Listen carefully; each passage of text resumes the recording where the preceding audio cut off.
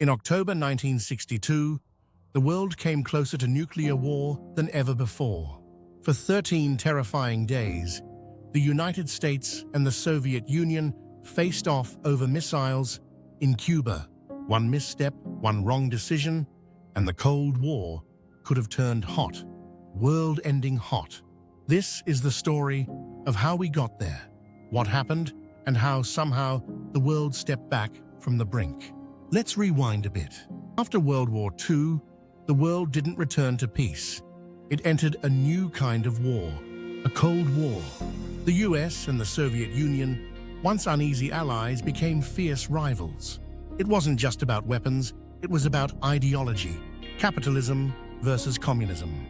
The arms race, the space race, spy games, proxy wars, global tension. By the late 1950s, both nations had built terrifying nuclear arsenals, enough bombs to destroy the planet many times over.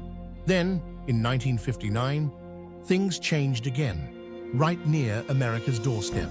A young revolutionary named Fidel Castro overthrew the Cuban government. He promised freedom, but quickly embraced communism. Cuba aligned itself with the Soviet Union. For the US, this was deeply unsettling. A Soviet ally, just 90 miles from Florida? That was a serious threat.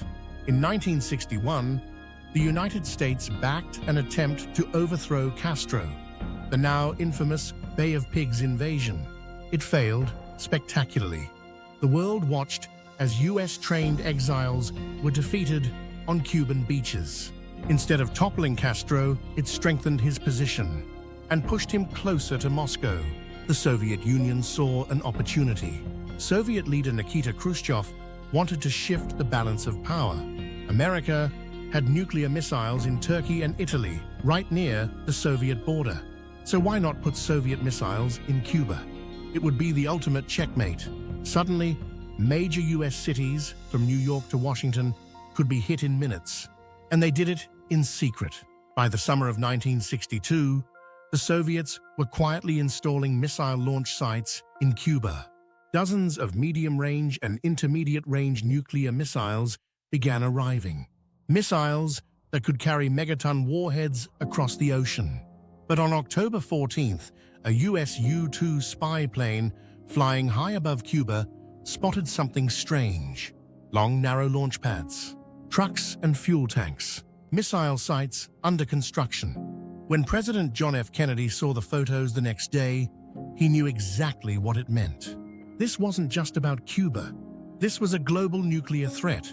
Over the next few days, Kennedy met in secret with his top advisors, forming a group known as XCOM. They debated options. Should the US bomb the sites, invade Cuba, or try diplomacy? Ultimately, Kennedy chose a middle path. He would impose a naval quarantine around Cuba. Not a blockade, that would be an act of war under international law.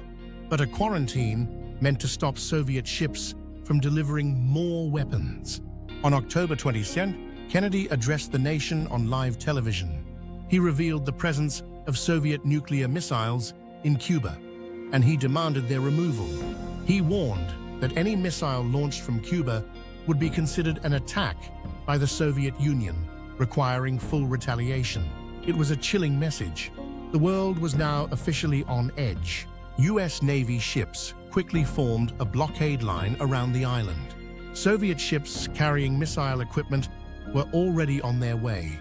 Would they stop? Would they turn back? Or would they crash through the line, forcing a direct military confrontation?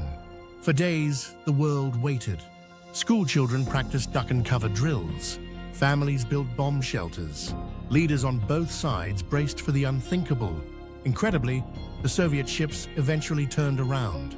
But the missiles already in Cuba were still there, and the US military was preparing for a full-scale invasion. Then came October 27th, known today as Black Saturday, the most dangerous day of the entire crisis. A US U-2 spy plane was shot down over Cuba. The pilot, Major Rudolph Anderson, was killed. American generals demanded a strike in response. But Kennedy, again, resisted the pressure. He knew retaliation could lead to a chain reaction neither side could control. That same day, 2 letters arrived from Khrushchev.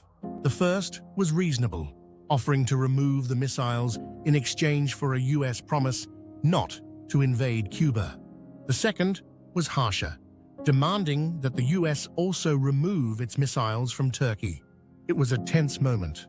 Would Kennedy accept the deal? Would he push back? With the world watching, Kennedy made a bold move. He publicly accepted the first letter, and he ignored the second. But privately, he sent his brother, Attorney General Robert Kennedy, to meet with the Soviet ambassador. In that secret conversation, the US agreed to quietly remove its missiles from Turkey. Within a few months, it wouldn't be public, but the Soviets would know it was happening. On October 28th, Khrushchev announced that the Soviet Union would dismantle the missile sites in Cuba. The crisis was over. Just like that, the world stepped back from the edge.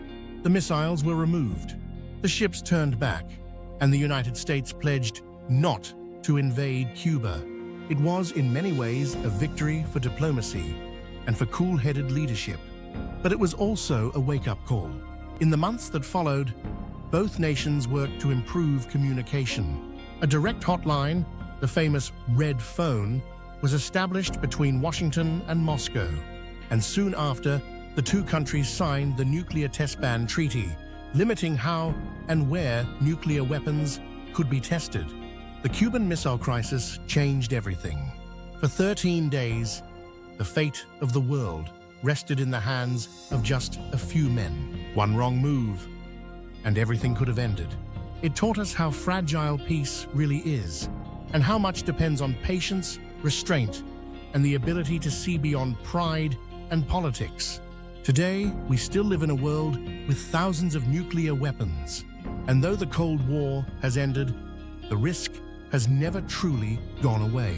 That's why the Cuban Missile Crisis still matters. It's a reminder of what's at stake and what's possible when dialogue wins over destruction. Thank you for watching.